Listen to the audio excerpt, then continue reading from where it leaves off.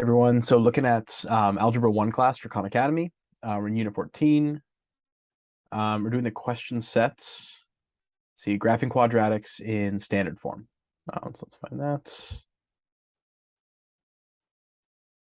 Standard form.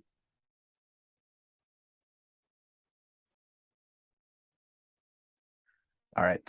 So with this question, the way that the graph moves is you move the vertex.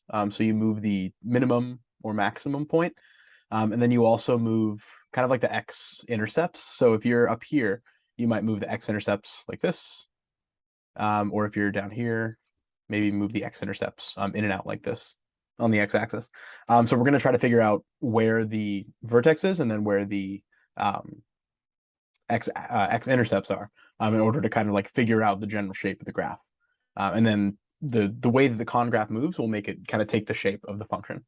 All right, so let's check it out. So we have 4x squared plus 8x plus 7. So to find the vertex, the x value is going to be at negative b over 2a. Oh my goodness, let's do that better. Over 2a, negative b over 2a. So we're in standard form, which is a x squared. So here a is 4 plus bx. So b is 8, and then plus c. This is standard form for quadratics. So here c is 7, which is the y-intercept. That could help us, and we could maybe even use that. So let's see. Yeah, we really could use that. So if we find the vertex, so let's find the x value of the vertex. That's negative b over 2a. So I'll do this in red. So negative b is 8.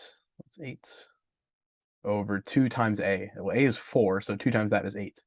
So this is negative 8 over 8, which is negative 1. Negative 1. So the x value of the vertex is negative 1. I should use black here.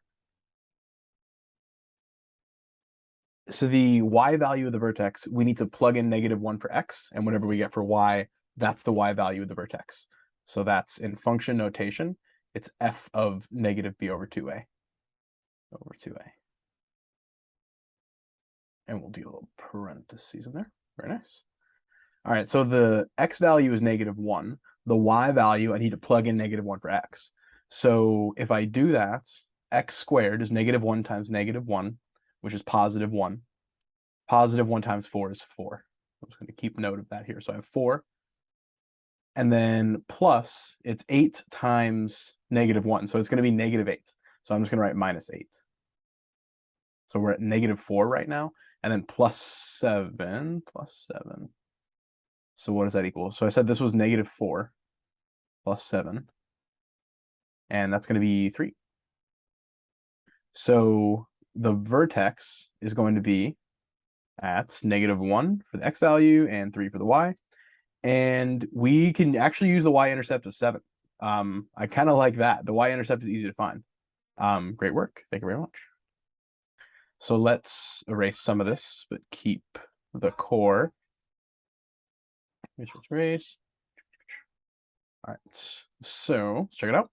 All right, so for this one here, do the same thing. So negative b over 2a. I already have my negative sign. B is negative 6, so I'm going to write negative 6. And 2a is 2 times negative 1, which is negative 2. So this one has a ton of signs. The negative over negative is positive, so it's negative 3. The negative 6 over negative 2 is going to give you positive 3, but the negative sign in front is why this comes out to negative 3. So negative 3 is the x value. Now let's plug this in for x to find the y value. So if I do negative 3 times negative 3, that's positive 9, but then we'll make it negative. So it's negative 9. If I have 6 times x, so that's negative 18, but it's minus negative 18, so it's plus 18. And then minus 3. So this together is 9 minus 3, which is 6. So the vertex is at negative 3, 6. So negative 3, 6 right there. And negative 3 is the y-intercept. So I can just put the y-intercept down there. I thought I was going to need to find the x-intercepts, but I can just use the y-intercept. It's a lot easier. All right, next question. Race. All right, so same steps. Ooh, it's kind of messy, I think. Yeah. All right. All right, so in this one, A is -1/5, B is 2, there is no C, so it's 0. So that's fine, it's 0. So let's do negative B over 2A, so that's negative.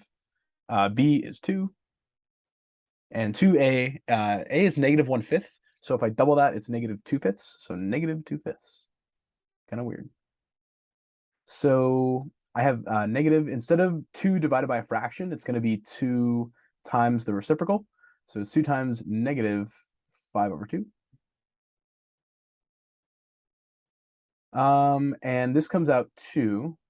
So it's 2 times -2 times -5/2. The negative times the negative will give us a positive. 2 times 5/2 is 10/2.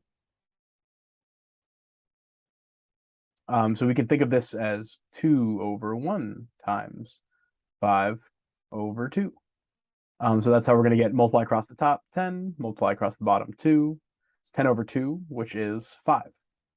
So the x value of the vertex is 5, and the y value, so we're going to plug it in now for x. So here, 5 squared is 25, -1/5 times 25, so a fifth of 25 is 5, and we'll make it negative. So it's going to be -5 plus 2x. So x is, again, 5. So 2 times 5 is 10, so it's plus 10. That's going to give us, again, 5. So the x value of the vertex is 5. The y value of the vertex is 5. So the vertex is at the point 5, 5, which was actually already there, funny enough, probably coincidence. And then the c, so that's the y-intercept. And here it looks like there is none, so it's 0. So we'll think of it as 0. And there we go. So we'll put the y-intercept at 0, vertex at 5, 5. And very nice. All right, here's the last one. Nice. Oh, this one seems pretty straightforward. Let's see if it turns out that way. So, negative b over 2a. So it's negative. B is -4. And 2 times a is 1. So 2 times 1 is 2. This is going to be negative. 4/2 is 2, so it's -2. The negatives cancel out. Negative, negative is positive. It's just going to be 2. So the x value of the vertex is 2. We'll plug in 2 for x. So 2 squared is 4. Minus 4 times 2 is 8, so it's -8. And then plus 5.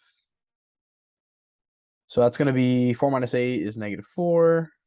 Plus 5 is 1. All right, so the vertex is at 2, 1, I think, we hope. 2, 1. And the y-intercept is at 5. So there we go. Vertex at 2, 1, y-intercept at 5. Very nice. So hopefully that helps. Yeah, have fun.